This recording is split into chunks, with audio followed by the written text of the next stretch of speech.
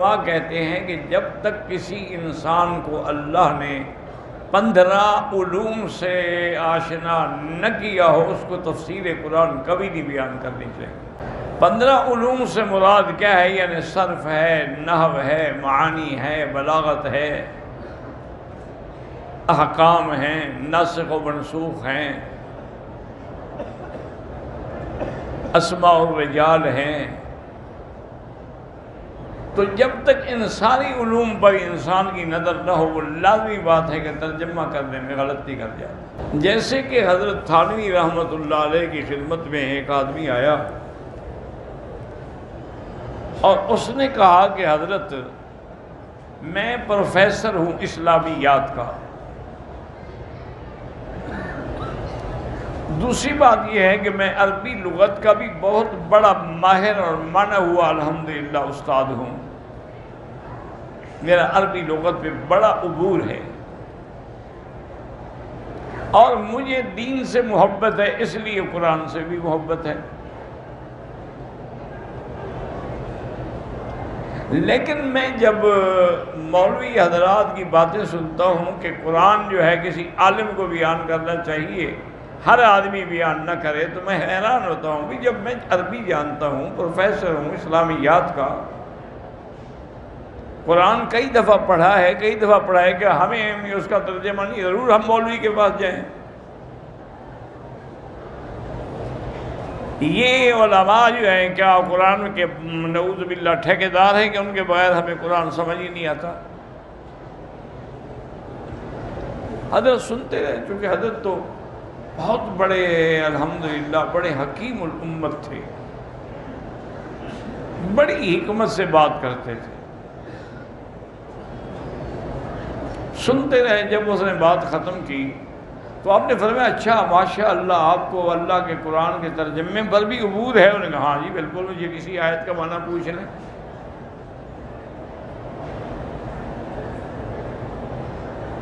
آپ نے فرمایا کہ قرآن پاک میں سورۃ الرحمن میں آتا ہے کہ وَالنَّجْمُ وَالشَّجَرُ يَسْجُدَانِ، اس کا ترجمہ کرو۔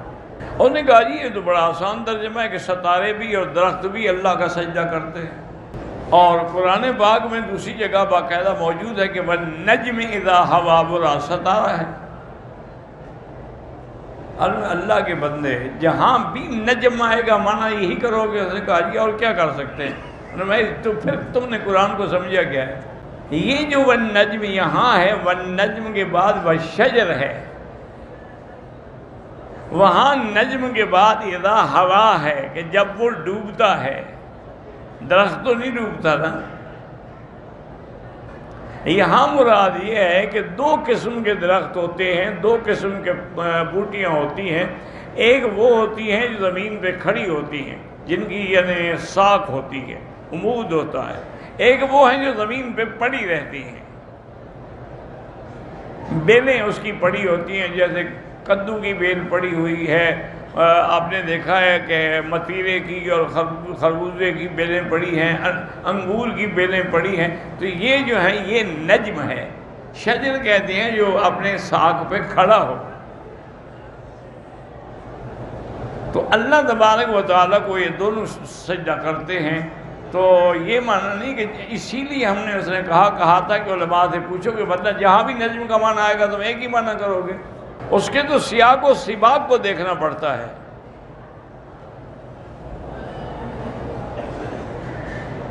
بعض اوقات ایک ہی لفظ ہوتا ہے لیکن اس کے معنی کئی ہوتے ہیں۔ مثلا قرآن میں لفظ عین ہے، اب ایک ترجمہ تو اس کا وہی ہے آنکھ ہے، لیکن عین کا معنی جاسوس بھی ہے، جو جاسوسی کر کے خبریں پہنچاتے ہیں ان کو بھی عین کہتے ہیں۔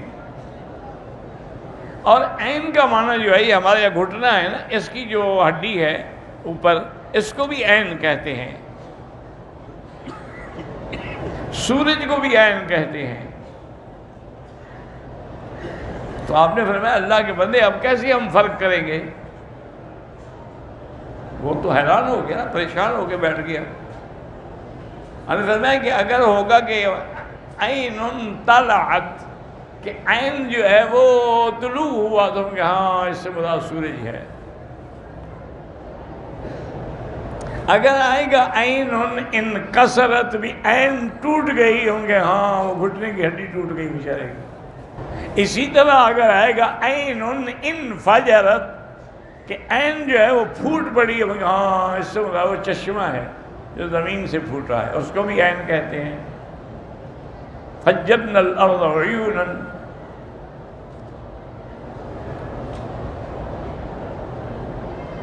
اور اسی طرح اگر کہیں کہ جاسوس نے خبر پہنچائی, کہیں عین النذا اخبرت کہ جاسوس نے جب خبر دی تو آگے سیاق سباق جیسے بدلتا جائے گا ترجمہ بھی بدلتا جائے گا. اس نے کہا کہ جی ہاں بات آپ کی مجھے سمجھ آ گئی ہے, اور میں توبہ کروں. اس تکبر میں نہ رہو کہ ہم قرآن سمجھ لیتے ہیں. یہی تکبر جنہوں نے کیا نا, نتیجہ یہ نکلا کہ آخر میں بھٹک گئے. اب سر سید جیسا قابل آدمی, اتنا پڑھا لکھا آدمی, فارن کا پڑھا ہوا, جس نے وہاں کالجوں کی بنیاد رکھی, بڑی خدمت کی اس نے, لیکن ان کو بھی یہی شوق تھا مفسر بننے کا. ماشاءاللہ انہوں نے تو قرآن کی تفسیر بھی لکھی جس میں ایسی غلطیاں ہیں کہ کوئی جاہل بھی نہیں کرتا.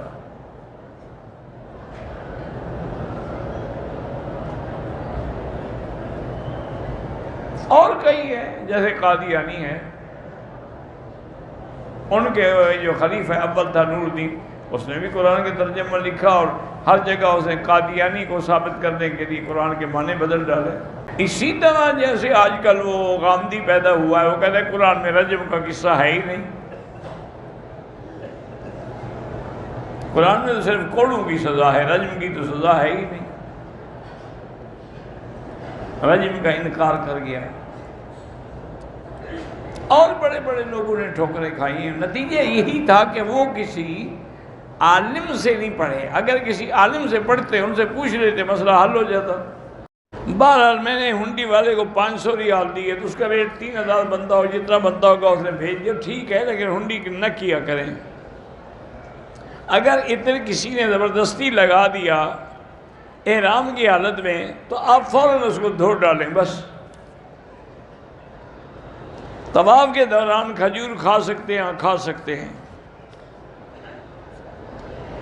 میرے والد اور والدہ شوگر کے مریض ہیں, اللہ شفا عطا فرمائے. حرم شریف میں انشاءاللہ ہر نیک عمل کا ثواب 1 لاکھ ہے. پاکستان میں جو خیرات کے نام سے عورتوں کو پیسے دیے جاتے ہیں غریبوں کے لیے جائز ہیں, امیروں کے لیے تو جائز نہیں ہے. آپ نے انوار الصرف بھیجی تھی, وہ میرے پاس ہے, لیکن آج کل حالات کے مطابق مجھے فرصت نہیں ملی کہ آپ کو تقریر لکھ دوں, لیکن انشاءاللہ میں کوشش کروں گا لکھنے کی.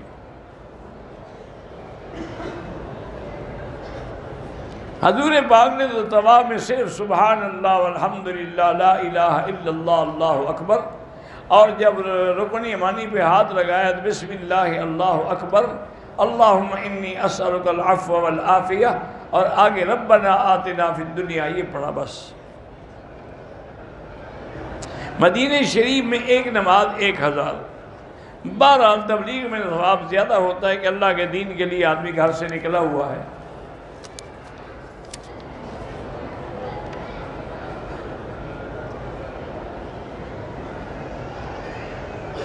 بہرحال ایک بچی چھوٹی تھی, والد نے اس کا نکاح زبردستی کر دیا تھا. اب وہ بڑی ہو گئی, عالمہ بھی ہے, تو خلو کر لے بس. نکاح نہیں کرنا چاہتی تو خلو کر لے. خالص انسان کا کیسے پتہ چلے گا, یہ تو کوئی حکیم ہی بتائے گا.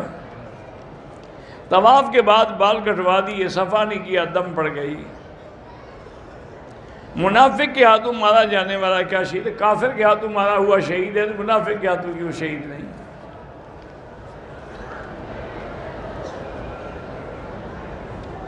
اکثر عورتیں اپنے دیور اور ساس کے ساتھ عمرہ کرنے آتی ہیں.